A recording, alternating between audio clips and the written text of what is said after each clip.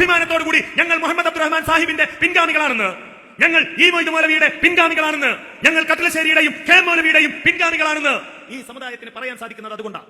സമസ്തയുണ്ടാക്കുന്നതിന് മുമ്പാണ് ആര്യ മുസ്ലിയാരും വാരിയംകുന്നനും ഒക്കെ ജീവിച്ചു മരണപ്പെട്ടു പോയത്. സമസ്ത എതിരായിരുന്നു സ്വാതന്ത്ര്യ സമരത്തിന്. അന്നുണ്ടായ രാഷ്ട്രീയ ബോധമാണ് കേരളത്തിലേത്. ഇവിടെ അടിസ്ഥാനപരമായി തകർക്കാൻ ശ്രമിക്കുന്നതും ഈ രാഷ്ട്രീയ ബോധമാണ്. അടിസ്ഥാനപരമായി ഇപ്പോ ഈ രണ്ടു കൂട്ടരും തെക്കുന്ന വടക്കോട്ട് പോകുന്നവരും വടക്കുന്ന തെക്കോട്ട് വരുന്നവരും തകർക്കുന്നത് ഈ രാഷ്ട്രീയ ഭൂമികയെയാണ് എന്ന് നമ്മൾ മനസ്സിലാക്കണം. മുസ്ലിം ലീഗ് എന്ന ഒരു രാഷ്ട്രീയ പ്രസ്ഥാനത്തെ കുറിച്ച് മാത്രമല്ല ഞാൻ പറയുന്നത്, മറിച്ച് ഇവിടെയുള്ള ഒരു രാഷ്ട്രീയ ബോധമുണ്ട് മുസ്ലിം സമുദായത്തിന്. അത് ഭിന്നിപ്പിക്കാനും തകർക്കാനും പുതിയ രാഷ്ട്രീയ അടിത്തറകൾ കെട്ടിപ്പടുക്കുവാനുമാണ് ഈ യാത്രകൾ എന്ന് നമ്മൾ മനസ്സിലാക്കണം.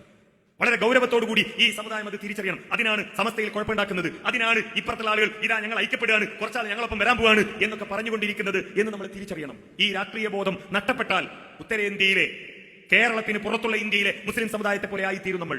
അവിടെ താജ്മഹലുണ്ട്, അവിടെ ഫത്തേപൂർ സിക്രിയുണ്ട്, അവിടെ കുത്തബ് മിനാറുണ്ട്, അവിടെ ചെങ്കോട്ടയുണ്ട്. പക്ഷേ ഒരു മുസ്ലിം സമുദായം ഉണ്ടായില്ല. ഉണ്ടായോ? ബംഗാളിലുണ്ടായോ? യു പിയിലുണ്ടായോ? ഡൽഹിയിലുണ്ടായോ? രാജസ്ഥാനിലുണ്ടായോ? അജ്മീറിലുണ്ടായോ? എവിടെ ഉണ്ടായി ഒരു ശക്തമായ മുസ്ലിം സമുദായം?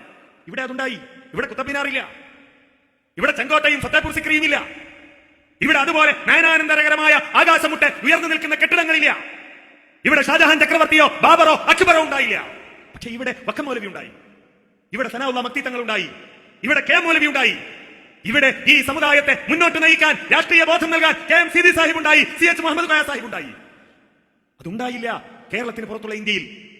അതുകൊണ്ടാണ് ഷാജഹാൻ ചക്രവർത്തിയുടെ കുടുംബക്കാർ ഇപ്പോഴും താജ്മഹലിന്റെ അടുത്തുള്ള ഹോട്ടലിൽ ബിരിയാണി വെക്കാനുള്ള അവകാശത്തിന് വേണ്ടി തർക്കിക്കുന്ന സമുദായമായി മാറേണ്ടി വന്നത്.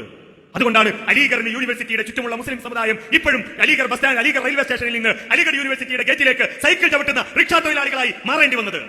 അതുകൊണ്ടാണ് ബംഗാളിൽ നിന്ന് കേരളത്തിലേക്ക് പൊറോട്ടയടിക്കാനും ജോലി ചെയ്യാനും ഈ പാവപ്പെട്ട സമുദായത്തിലെ ഖുവത്തുൽ ഇസ്ലാം എന്നും അമീറുൽ ഇസ്ലാം എന്നും താജുൽ ഇസ്ലാം എന്നും മനോഹരമായ പേരുള്ള സമുദായത്തിന്റെ മക്കൾ കടന്നു വരേണ്ടി വന്നത്.